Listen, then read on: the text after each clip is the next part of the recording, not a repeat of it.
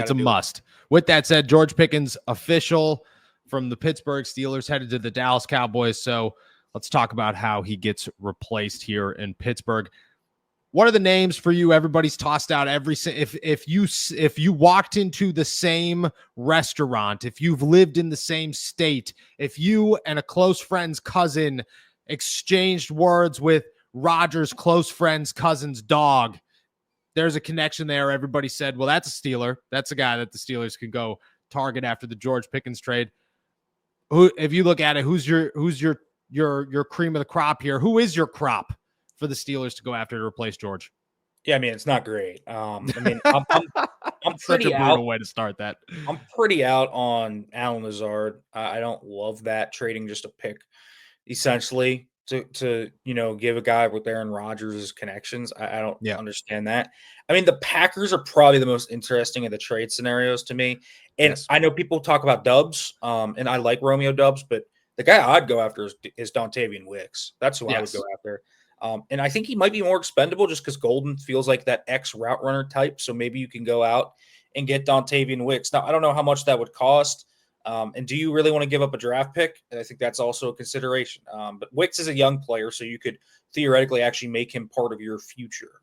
So I could understand that trade. Same with Dubs. They're both young enough to where even though their rookie contracts are nearing their end, you can extend them and then kind of have them be a part of the future there.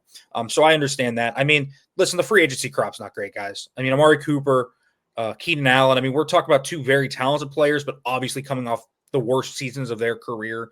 Maybe you feel like Cooper or Allen can find that second wind, but I mean, a lot of questions with that. I mean, you could go out and maybe look at somebody like a DJ Chark, but again, I mean, that doesn't really move the needle for me. There's just not a lot of great options. No. I mean, what about Gabe Davis? Just released yesterday from Jacksonville. I mean, 2 years ago, this was a dude people were saying the Steelers should sign. They didn't, or a year ago. 200 yards is not great, though. I mean, I thought that was always very fool's gold. Now, he's a tough player, and he's a great blocker, but I mean, he can win down the field, so I understand some of the things, but I feel like they have Gabe Davis at $2 million in some respects. I mean, he's not the same player, but Robert Woods does a lot of the same things. Doesn't play his downfield as consistently, but if you just want a guy that makes tough catches over the middle of the field, is a veteran presence, and blocks, I mean, just pay him $2 million to be Van Jefferson. Like, that's exactly what the Steelers are doing. I mean, brutal. Listen, Robert Woods is going to be a better player than Van Jefferson was just because he blocks better. But, I mean, it's not inconceivable to me that the Steelers go into the season and just rock what they got. Yikes. And I don't think that's crazy. I think that they'll look – I would look at the Green Bay room. That's, to me, the cream of the crop here. I think Dubs or Wicks, and it depends on the cost of that. You know, if they want a fourth-round pick, adios amigos. I'm not doing that. If you can get one of those guys for a fifth or a sixth, I mean, I think about it just because, again, they're young and you can kind of mesh them in. But I'm out on guys like Lazard. I don't really, I don't see the reason to sign Cooper or, I mean, again, signing Cooper and Rodgers. I mean, let's say they sign Cooper and Rodgers. What an odd fit of an off season it is with planning for the future. Yes. So I don't know, man. It's very odd to me. But the cream of the crop to me is the Green Bay receivers. That's what. So does that mean that the Roman Wilson talk is real? That they're really good, dude? But like, what happened? Okay, so I mean, from your perspective, what happened with Roman last year? Because that's a massive question. Yeah. What happened? This dude was hurt, but like, was he hurt? I don't know. And I mean, it like. I don't know. If a year ago Roman was the guy that should have stepped in and played a role, can you look at it the same this year? Is that plan worth it? Look at how much Roman practiced last year. So I did the math last week, and Roman practiced 13 days in the spring/summer, the OTAs period there.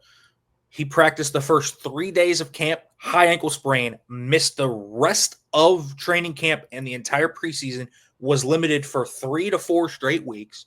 Yep. He basically had less than 20 full practices before the hamstring injury.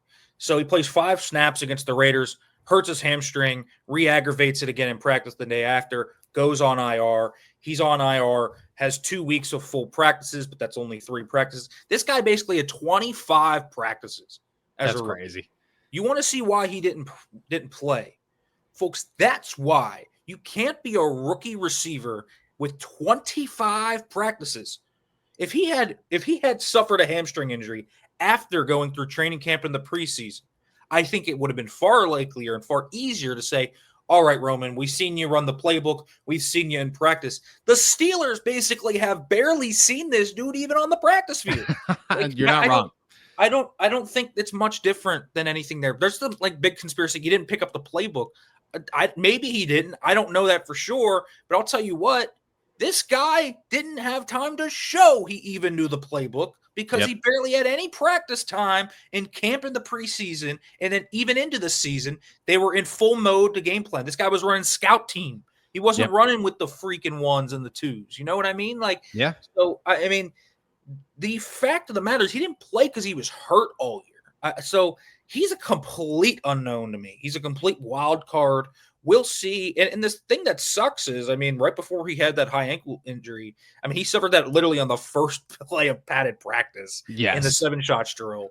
Right before he had that, he had some really good practices in training camp. He had a rough spring, right? It was kind of like, oh, the rookie's trying to find his way.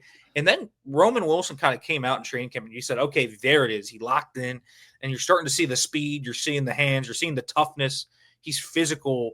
He's explosive. He's fast. So there's a lot of things to buy into. And he's got exceptional – we talk about football character. Yes. Roman Wilson has exceptional football character. He's tough. He's a type of guy that can be a leader, I think. And so this is a type of guy you love. He's coachable. And so let's see what he can be. But the reason Roman Wilson didn't play last year is because he never got on the practice field. That is why he never played. There was no confidence in him to do anything because he didn't get to show it. That's why. I agree. I think you got a lot of fans right now fired. I think there's some people in this chat right now who are ready to run through a brick wall for Roman Wilson after that explanation there. Okay, so I won't hold you up much longer. I got one question left for you. George Pickens was traded yesterday, which I think, people saw coming, but I think tried to ignore at the same time. Like that was the whole offseason was, they're going to trade George, but like they're going to replace him. Right? That's what it was. Is every year, a couple years ago, it was the Steelers offense, Steelers team looks pretty good. If you just don't look at Trey Turner and Kendrick Green playing offensive line, they're pretty all right. They're good, and we just tried to ignore it, and then it just can't show up, and you're like, wow. That's the worst offensive line of all time. And there are always those pieces. Miles Jack and Michael Walker, they're not going to ruin the season for the Steelers. Mitch Trubisky is going to be better than No, we always try to ignore something. I think that's what people tried to ignore this time is like you tried to talk yourself into if they're going to trade George, they're going to replace George. That's what's going to happen. They haven't yet. No. Maybe they will, maybe they won't. I want your prediction. Week 1 of the 2025 regular season, who is the Pittsburgh Steelers starting quarterback, and who's he throwing the football to? Well, I do think it's going to be Aaron Rodgers. I think eventually he signs. I think some people are happy, some people are not so happy about that. Yeah, we'll see about that one. I expect mostly negative reactions, actually, when that happens. Yes. As for who he's throwing the ball to, I mean, listen, man. I mean, my prediction right now is they probably end up signing somebody. I think they will. I don't think it's going to be someone earth-shattering. I'll say they trade for Dontavian Wicks. That's going to be mine. And I say that there's no source on that, guys. I don't. Every aggregator out there, please go and clip this right now. Actually, Nick Fairbaugh predicts Travius Wicks is headed to the Pittsburgh Steelers. I say Dontavian Wicks just because I'm looking logically at the receiver room they have, the roles they have. And he's just such an up and down player, but he's a different skill set the Steelers don't have. He's an outside route runner. He's very different from DK. I think that's a really good value skill set to have. And he's a young player still. I think he's just 25. So that's a type of player you can really invest in. Wicks is 23. So, I mean, we're talking a really young player who's going to head into the third year of his rookie deal. So, This potentially could be a really interesting player. You got him under contract 2 years, so it also bridges the gap next year to where it doesn't feel like wide receivers as urgent of a need. So that I think really actually makes a lot of sense for the Steelers. So I'm going to say Wicks. We'll see. They could, Dobbs could be the guy that they end up trading. I think someone's going to be out of there in that room, whether that is now or closer to the start of the season on the waiver wire. But I'm just going to say Dontavian Wicks right now, and that's by logic, just kind of speaking. Aaron Rodgers, Wicks, DK Metcalf.